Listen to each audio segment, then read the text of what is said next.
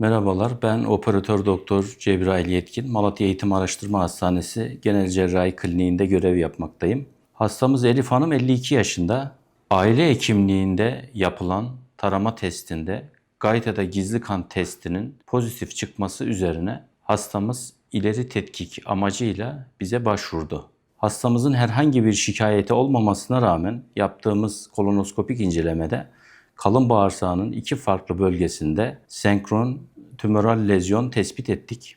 Her iki lezyondan da biyopsi aldık. Patoloji sonuçları rektosigmoid bölgeden aldığımız lezyon kolon kanseri olarak geldi. Sağ kolonda hepatik flexura bölgesindeki tümöral lezyon ise kansere dönüşme riski yüksek, ileri derecede displazi içeren prekanseröz lezyon olarak raporlandı.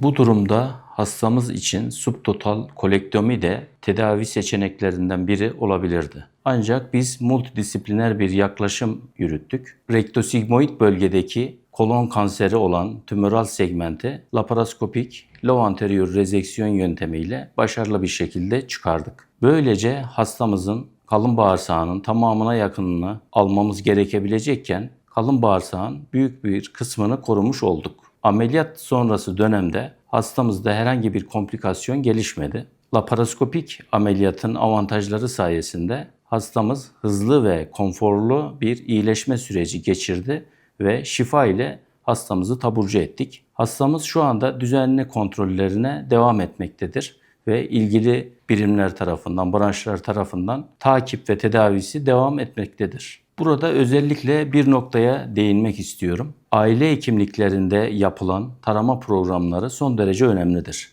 Gayta'da gizli kan testi, mamografi ve benzeri tarama testleri ile henüz hiçbir belirti vermeyen hastalıkları ve özellikle kanserleri erken dönemde tanısını koyabilmekteyiz. Hastamızda herhangi bir şikayet olmamasına rağmen basit bir tarama testi ile kolon kanseri uzak organlara yayılmadan tanısı konulup tedavisi yapılmıştır. Bu sebeple bu şekildeki tarama testi pozitif çıkan hastalarımızın bunu ihmal etmeden ileri tetkik amaçlı sağlık kuruluşlarımıza başvurmaları büyük önem arz etmektedir.